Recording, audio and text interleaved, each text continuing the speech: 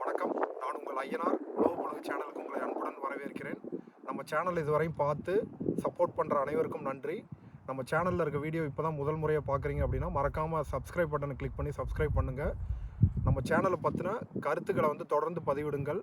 கருத்துக்கள் எதுவும் இருந்துச்சுன்னா கமெண்ட் செக்ஷனில் மறக்காமல் பதிவிடுங்கள். அனைவரும் செடிகளை வளர்ப்போம். வாங்க இப்போ இந்த வீடியோக்குள்ளே என்னென்னு பார்ப்போம். வணக்கம். இந்த வீடியோ பதிவில் நம்ம இந்த வருஷத்துக்கு நம்ம தோட்டத்தில் செடிகள் வளர்க்குறதுக்கு என்னென்ன முன்னேற்பாடு வேலைகள் செய்யலாம், அதனால் என்னென்ன பயன்கள் அப்படிங்கிறதான் பார்க்க போகிறோம். இப்போ இந்த map USDA United States Department of Agriculture அவங்க வெப்சைட்டில் இருக்கிற மேப்பு. இந்த மேப் படி பார்த்தோம் அப்படின்னா நம்ம தோட்டம் பிளைன்ஸ்பரோ நியூ ஜெர்சியில் இருக்குது. இந்த தோட்டம் Zone 6 வருது. Zone 6 இங்கே நம்ம இந்த டேபிளில் பார்த்தோம் அப்படின்னா நமக்கு ஒரு 183 நாட்கள் செடிகள் வளர்க்கக்கூடிய நாட்களாக இருக்குது. இப்போ இந்த மேப் அமெரிக்காவில் இருக்க ஒவ்வொரு பகுதியும் எந்தெந்த ஜோனில் வருது அப்படிங்கிறத காமிக்குது. இதே மாதிரி நம்ம இந்தியாவுக்கும் மேப் இருக்குது. நம்ம எங்கே வசிக்கிறோமோ அந்த இடத்துல நம்ம எந்த ஜோனில் இருக்கோம், அப்புறம் நமக்கு எவ்வளோ செடிகள் வளர்க்குறதுக்கு எவ்வளோ நாட்கள் நமக்கு கிடைக்கும் அப்படிங்கிறத நம்ம தெரிஞ்சு வச்சுக்கிறது நல்லது. இப்போ நம்ம மார்ச் முதல் வாரத்தில் இருக்கோம். கடந்த 4 மாதங்களாக குளிர் காரணமாக நம்ம எந்த செடிகளுமே வளர்க்க முடியலை. நம்ம குளிருக்கு முன்னாடி நட்டி வச்ச செடிகள் தான் எதெல்லாம் குளிரில் தாங்கி வளர முடியுமோ அந்த செடிகள் மட்டும்தான் இப்போதைக்கு கொஞ்சம் உயிரோடு இருக்குது. கடந்த வருடம் குளிர் ஆரம்பிக்கிறப்ப நம்ம தோட்டம் எப்படி பாதிச்சிருந்துச்சு அப்படிங்கிறத நம்ம ஒரு வீடியோவாக போட்டிருந்தோம். அந்த வீடியோ ஐ பட்டனில் லிங்க் கொடுத்துருக்கேன், அதை பாருங்கள். அந்த மாதிரி நம்ம தோட்டம் ஒவ்வொரு வருடமும் புதுசாக தான் அமைக்கணும். இப்போ முதல் முன்னேற்பாடு வேலையை நம்ம என்ன பண்ணலாம் அப்படின்னா, விதைகள் கிறிஸ்மஸ் முடிஞ்சதுக்கப்புறமே புது விதைகள்லாம் கடையில் விற்க ஆரம்பிச்சிட்டாங்க. அந்த விதைகள் நம்ம வாங்கி தேவைக்கேற்ப வாங்கி வச்சுக்கிறது நல்லது. ஏன்னா அடுத்து போக போக டிமாண்டு நிறையா இருக்கும். அதுக்கப்புறம் விதைகள் கடையில் கிடைக்காது. இப்போ அடுத்த முன்னேற்பாடு வேலையை நம்ம என்ன பண்ணலாம் அப்படின்னா, வீட்டுக்குள்ளேயே நாற்றுகள் வளர்க்கலாம். இப்போ நாற்று நம்ம வீட்டுக்குள்ளேயே வளர்க்குறனால கொஞ்சம் நேரத்தை மிச்சப்படுத்த முடியும். இப்போ நம்ம விதைகளை எடுத்துகிட்டு போய் நம்ம தோட்டத்தில் மண்ணில் போடுறப்ப அந்த விதைகள்லாம் எப்போ முளைக்கும் அப்படின்னா, மண் கொஞ்சம் நல்லா வெதுவெதுப்பானதுக்கப்புறம் தான் விதைகள்லாம் முளைக்க ஆரம்பிக்கும். ஏன்னா இப்போ மண் இப்போ சில்லுன்னு இருக்கும், ஐஸ் மாதிரி இருக்கும்.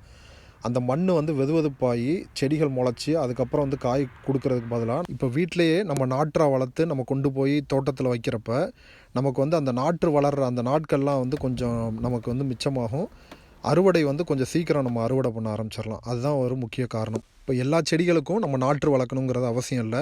எந்தெந்த செடிகள்லாம் ஒரு 100 நாள் 120 நாள் அறுவடை ஆரம்பிக்கிறதுக்கு அவ்வளோ நாட்கள் எடுக்குமோ அந்த மாதிரி இதெல்லாம் நம்ம வீட்டுக்குள்ளேயே நாற்று வளர்க்க ஆரம்பிக்கலாம்.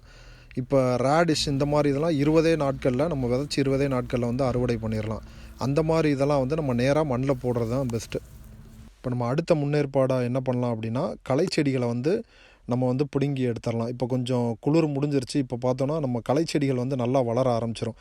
குளிர்காலத்தில் களை செடிகள் அப்படியே வளராமல் வளர்ச்சி கம்மியாக இருக்கும், ஆனால் எந்த பாதிப்பும் ஆகாது.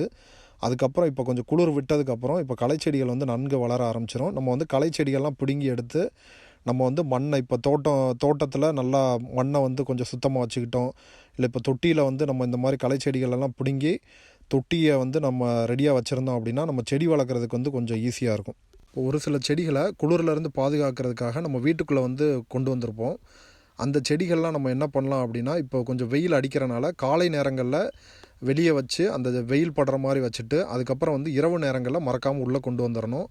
ஏன்னா காலையில் வெயில் நல்லா வேர்க்கிற அளவுக்கு அடிக்கிற மாதிரி இருக்கும். ஆனால் இரவில் இந்த மாதிரி உறைபனி இருந்துகிட்டு இருக்கும். அதில் நம்ம செடியை எடுக்க மறந்துட்டோம் அப்படின்னா செடி கொஞ்சம் பாதிப்பு அடைஞ்சிரும்.